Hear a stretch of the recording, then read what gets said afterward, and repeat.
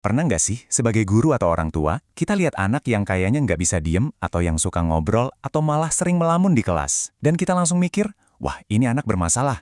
Tapi, gimana kalau semua itu sebetulnya bukan masalah, melainkan petunjuk?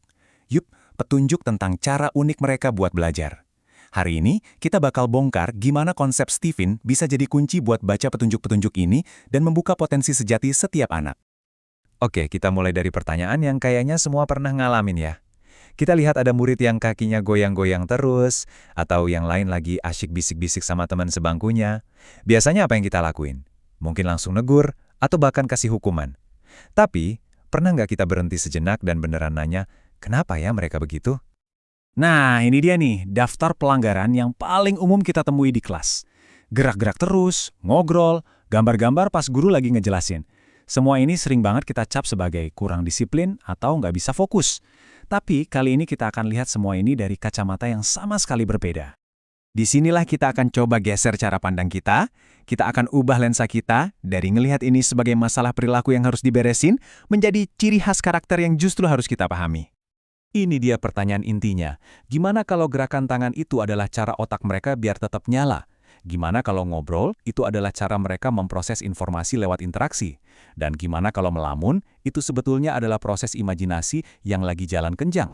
Alat yang bakal kita pakai buat ngebongkar ini semua namanya konsep Stephen.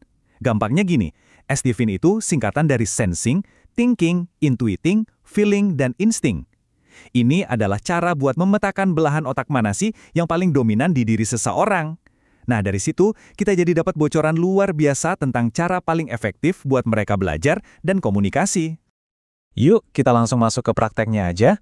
Kita bakal fokus ke 4 tipe yang paling sering kita jumpai di kelas dan gimana pendekatan yang pas bisa ngubah perilaku yang tadinya mengganggu jadi aset buat belajar. Pertama, tipe sensing. Mereka ini pelajarnya kinestetik banget. Cara lama kita gimana? Marah-marah. Bisa diam nggak? Nah, cara barunya yang pakai pemahaman Stephen, coba deh taruh mereka di barisan depan, biar gampang kita pantau, dan biarin aja tangan atau kakinya gerak-gerak dikit selama nggak ganggu temennya. Kalau mereka kelihatan ngantuk, jangan dihukum, justru suruh mereka bergerak. Misalnya, cuci muka dulu Gi, atau lari-lari kecil di tempat sebentar. Nah, ini yang menarik banget. Alasannya tuh gini, bagi anak sensing, otaknya itu emang nyuruh badannya buat gerak. Justru gerakan fisik inilah yang bikin otak mereka tetap on dan fokus. Kalau kita paksa mereka diam total, otak mereka malah jadi melambat, jadi kurang aktif, ya ujung-ujungnya ngantuk. Jadi, dengan melarang mereka bergerak, kita malah ngehalangin mereka buat belajar. Ironis kan? Lanjut, tipe feeling. Wah, ini dia nih si pelajar sosial yang belajarnya paling bagus lewat interaksi dan koneksi emosi. Cara lama, langsung bentak, jangan ngobrol. Tapi pendekatan Stephen nyaranin sesuatu yang jauh lebih manjur, sentuh hatinya.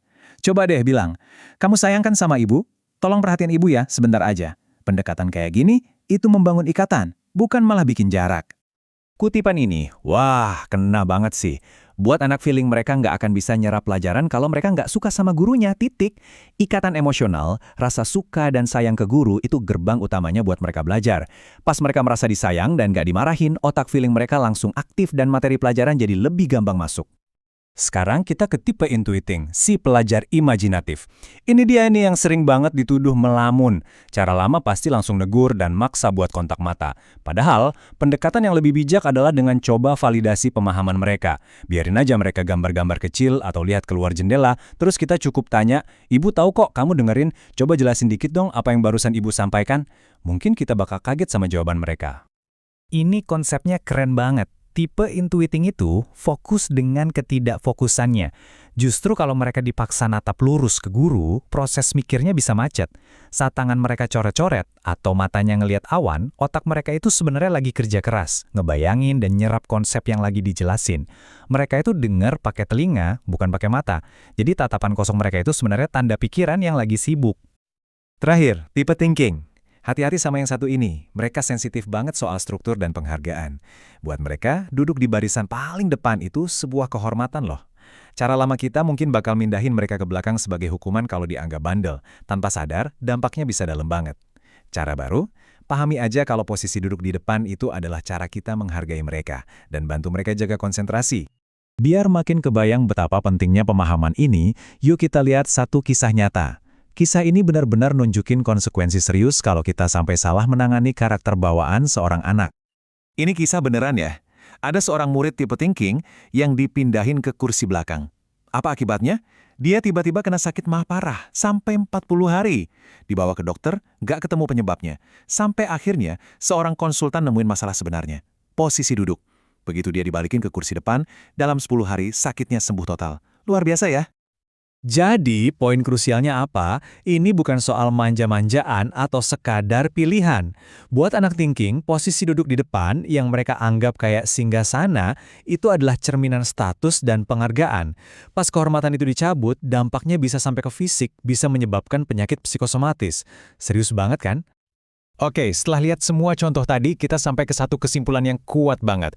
Gimana caranya kita mengubah apa yang tadinya kita lihat sebagai masalah jadi sebuah potensi yang luar biasa? Ini dia rangkuman kuncinya. Kunci buat anak sensing itu gerakan fisik. Kunci buat anak feeling itu koneksi emosional. Kunci buat anak intuiting itu kebebasan berimajinasi. Dan kunci buat anak thinking adalah struktur dan penghargaan. Ternyata setiap anak itu punya kuncinya masing-masing. Dan ini dia, intisari dari semuanya. Kalau seorang anak gerak-gerak terus karena karakternya memang sensing, ya solusi biar dia fokus adalah dengan kasih dia ruang buat bergerak.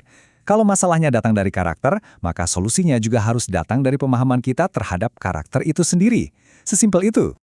Nah, sebagai penutup, coba deh kita renungin barang-barang pertanyaan ini. Dengan berhenti ngejudge dan mulai memahami. Dengan ganti hukuman jadi strategi yang tepat, berapa banyak lagi potensi anak-anak yang bisa kita bantu untuk bersinar. Potensi itu udah ada di dalam diri mereka. Tugas kita sebagai guru dan orang tua cuma perlu nemuin kunci yang pas buat membukanya.